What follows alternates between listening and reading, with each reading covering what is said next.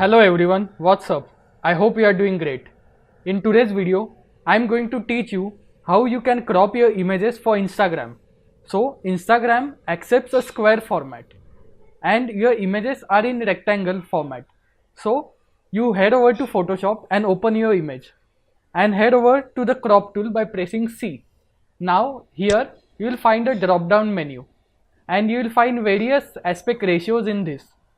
I will talk about aspect ratios in a future episode, but for now, 1 by 1 square format is for Instagram. You select that and you will find a selected square region on your images. You can move the square as per your choice, as per your preference. You can even make it smaller or make it larger. Once you are satisfied with the selection, it's simply the matter of double clicking and the image will get cropped. And now you can upload this image on Instagram.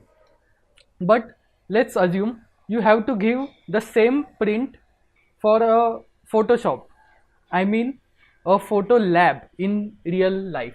So let's assume you have to make a print of this photograph in the size of 5 by 10. So in that case, what will you do? You again enter the crop tool and here you can manually input the ratio.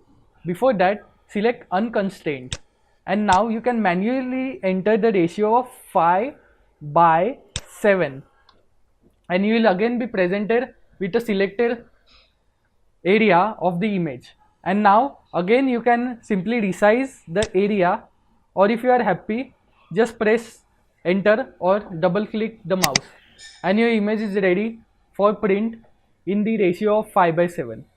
And this is very crucial if you are giving photographs for print, because the photo labs will simply crop out your image as per their preference, and in that case a crucial part of the image might get cropped out, and so you can even do a 8 by 10 or something for your image.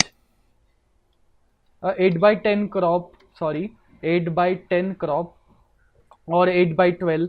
These are the common sizes for which people print their photographs for. That's all for cropping your image in Photoshop, and I hope you learnt a lot from this.